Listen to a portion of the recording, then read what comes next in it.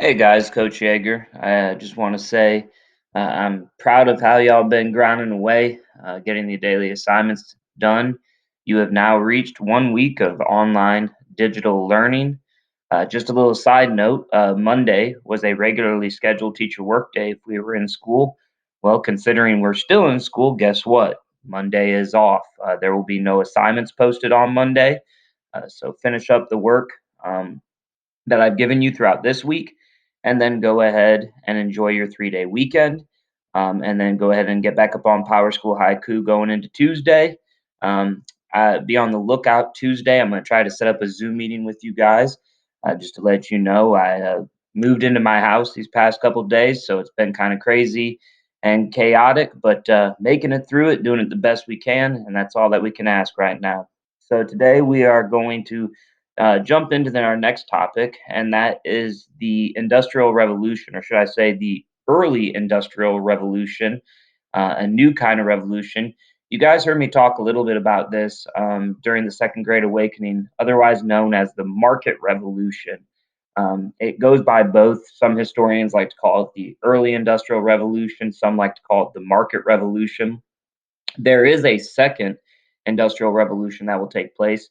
We take a little pause break to fight the Civil War, and then once the Civil War is over, we vamp right back into what we call the modern industrial revolution.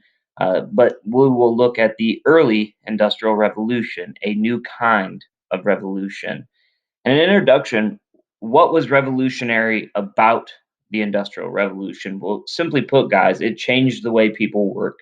It changed the way people lived. It changed the way how people communicated with one another. If you remember back to that Second Great Awakening PowerPoint lecture that I did, I told you that people didn't know how to communicate in this new system. How do I know I'm not getting taken advantage of by someone who's 200, 300 miles away sending me a good? And that's a revolutionary concept. It changed the way people lead their lives, it changed the way people work. The Industrial Revolution is the era when power driven machinery was developed. And what power driven machines do you use in your everyday life? Think about that for a second. Everything, I would like to argue, pardon me, I'd like to argue that just about everything that you use in your life is a power driven machine, from your cell phone to your TV to your video games to your car. Just about every machine that you interact with is power driven. And so, could you imagine being in the 1800s when they didn't have power machinery? And then, all within about 10 to 15 years, boom, everything is all based upon power driven machines. And so, it radically changed the way people led their lives, how they did business, how they worked, and how they interacted with one another. So, what caused the early industrial revolution to take place? Well, the three big causes is one, the agrarian revolution. Two, there was a population explosion in America, and not just only in America, but in the world. And three, a revolution in energy. Let's take a look at the agrarian revolution. So, one of the things that farmers started to do is they started improving livestock breeding and created better varieties of crops, right? Crossbreeding, figuring out the soil that they were planting in, figuring out the animals, how they react to the environments that they were in.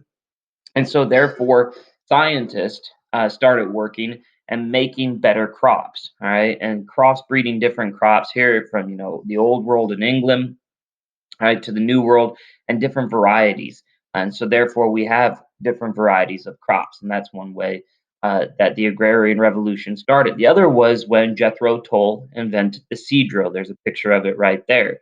What it did is it made planting grain and other crops more efficient. Instead of backbreaking labor by hand, you putting the actual seed in the ground and covering it with dirt, you have a machine now that will automatically spit the seeds down into the ground, cutting your time in half to plant. All right. Also, this idea of the enclosure movement. All right. Wealthy farmers bought up land and combined small fields to create larger fenced in fields. This allowed for more efficient farming with this new technology. What the side effect of this was is it kicked poor farmers off their land. Hence why these poor farmers started moving westward, and the ever expanding westward movement continues to keep going for poor people in America to find land to keep farming. Another agrarian revolution was the idea of crop rotation. Instead of just planting the same crop over and over again in your field, the farmers start to rotate their crops. They instead of planting just say tobacco every season in the field, they plant tobacco one season, and the next season they plant corn. Each plant takes nutrients from the earth and gives back certain nutrients back into it, and each plant is different in that. So instead of just planting continuously the same crop over and over again, you saw many farmers start this idea of crop rotation, planting different crops to keep the soil healthy. Now, the only place that this didn't happen was in the deep south with cotton. They continuously kept planting cotton over year after year after year, and it drained the soil so much that when we get to the Civil War, there will be a little bit of a situation with a thing called a boll weevil or a beetle that will completely wipe out the cotton production in the South, which has a hampering impact in the Civil War as well too. But we'll get to that in due course and due time. All right, the second thing is population growth. Sorry, y'all, that's my dog. Uh, the second thing is population growth. There was a greater food supply because of these advanced farming methods, and therefore, farmers planting different things and with bigger fields that led to more product coming out. More product and more food means that you can support a bigger population. And so, therefore, the population in the United States boomed. For farmers, instead, if they couldn't get a way to go out west, they instead would move into the cities. And human numbers through the ages, as you can see, as technology increases, I'm not going to pull this up, but what you'll see if you were to pull it up in class, what you would see as technology increases, right, human population increases as well, right? So they go hand in hand. The third thing was an energy revolution. From the beginning of history, the physical labor of humans and animals provided energy for work. This all changed when we began to harness the power of water and coal. Right? In 1769, James Watt developed the steam engine powered by coal, which, how do we measure a unit of energy? It's called a watt or a kilowatt, right? This invention would run the machines of the Industrial Revolution. Right? And there is a little graph of exactly how James Watt and his steam engine designed. Basically, put, what would happen is you would heat up a boiler, right? And that boiler would create steam. That steam would funnel down and have a piston, and the steam would pressure the piston to go up. The steam would escape and move its way through the rungs, right? And that steam, as it escapes, would drive a piston up and down, which then would connect it to a lever. Then you could connect it to a wheel, which could spin something, right? So steam is just kind of, it was the original. Think of it like your car. Your car runs off pistons, all right, with gasoline as the combustion instead of steam. Same principle. It's been around since 17 late 1700s and early 1800s. Right now, the first country to start the Industrial Revolution was Great Britain. Right, industrialization began in Britain, and by the 1800s would spread to the United States, Japan, Germany, and other countries. Right, what made it start in Britain? Well, primarily because exploration and colonization of the British empires. All right, colonies around the world provided the raw materials. Think mercantilism, right? When during the colonial period, colonies also became the new markets for the finished goods to be sold back to. Right, the geography of Britain also helped spur industrialization. As an island, Britain had many natural harbors and rivers that could be used for trade, transportation, and a power source for factories. And they did not have a lot of land for farming. Right? Britain also had an abundance of coal and iron. Right? Britain also had political stability. Britain had a strong, stable government that supported business. The powerful British Navy also protected the overseas trade. And there was also growth of private investment. Because of their huge overseas empire, the British had a very strong economy, a wealthy middle class. Englishmen invested their money in mines, railroads, inventions, and factories, a very capitalistic system and an investment system. Right? The factors of production. Great Britain had all three factors of production, which these are the three factors of production: land, labor, capital. Land are the natural resources like coal, rivers, harbors, etc., etc. Labor is the population force that's willing to work to make this thing. And capital is the money or the investment from wealthy citizens. Right? Advances of the Industrial Revolution. The Industrial Revolution in Britain and America really saw a boom in textiles. All right. Before the Industrial Revolution, spinners and weavers made cloth at home by hand. Cotton was spun into thread and then woven into cloth. Later, the cloth was dyed by an artisan or a skilled worker. All right. This was known as the cottage industry or the domestic system, which is incredibly slow. Right? The old ways of making cloth were completely transformed with industrialization by inventions such as the flying shuttle, the spinning jenny, the water frame, and the spinning mule.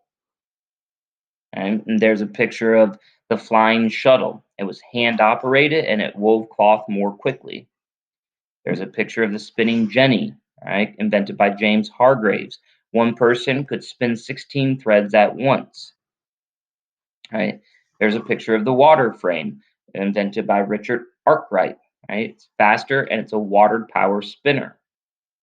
Right? And then the spinning mule by Samuel Crompton. This is the fastest of all, and it produced the best thread. Right? Not only did textiles boom, but the factories in which these textiles were being made at boomed as well. Because the spinning mule needed water, right, to function, right, producers set up factories with water wheels along streams, hence the birth of the factory, a place where workers and machines are brought together to produce large quantities of goods, which then creates this idea of mass production, the system of manufacturing large numbers of identical items. It's made possible by this key important part right here, guys, called interchangeable parts. And then the second part of that is the assembly line. Interchangeable parts are identical machine made parts. So if one part breaks, you just pop it out, put another part right back in there, the same kind, start the machine all over again. And then this idea of the assembly line, all right? Production moves from worker to worker, and therefore items are made more quickly. And now this was a revolutionary idea. Prior to the early industrial revolution, everything was in the cottage system or it was made at home. Now things are being made in the factory and they're being mass produced. And still to this very day, right, these two things are an integral part of not only the United States industrial system, but of the world's industrial system. These two things changed how people work and the efficiency with which they work at. Right? And so what you would envision back in this time of a factory or a textile mill, of course, a big old building sitting next to water with a spinning wheel right there to drive the machines. Right? And this is a picture from the 1940s right here of Henry Ford's assembly line. Right? They could crank cars out. I don't know the exact number, but they could crank car after car after car with efficiency off the assembly line. Right? Just for an example, I do know this one off the top of my head. During World War II, Henry Ford's factories quit making cars and instead made bombers. They could crank a bomber off the line every 8 minutes. The Germans couldn't shoot down, or the Japanese could not shoot down our planes fast enough because every 8 minutes there was another bomber coming off the production line. And that's all due to the assembly line. Each person has one particular thing they work on. The car is on a belt, goes to the next station, and they work on the next part of it. Therefore, efficiency and the assembly line. All right. Also, if you remember from Henry Clay's BIT, right, Henry Clay's American system, right, Bank of the United States internal improvements and a protective tariff, what that spurred those internal improvements were for transportation, right? And so transportation also had a good hand and a great hand in helping bring on the second or the first industrial revolution. In the early 1800s, George Stephenson developed the steam power locomotive to pull carts along rails. Railroads increased trade and industry and connected Britain from one end to the other, and it will do the same thing in America. And you can see in Britain right here all the rail lines, right? In 1807, Robert Fulton, an American, used Watt's steam engine to power a boat up the Hudson River. And now, instead of having ships sail by wind and have that, now you have a steam engine, and now boats can now go upriver, downriver, across the ocean in a very time efficient manner. Right? And that's where we're going to stop today. When we get back next Tuesday, you will we'll finish out the rest of this, the effects of the Industrial Revolution and what it had on people. But you will see in your assignment category right there that I'm going to ask you to do just a little thought reflective essay to be due on Tuesday. And so just follow the questions along with that. Again, I hope you all are doing well. I hope you enjoy your 3 day weekend. Keep the faith, keep grinding away, and this will soon pass, and we will be back to normal like we always are. Until then, I'll talk to you later, guys.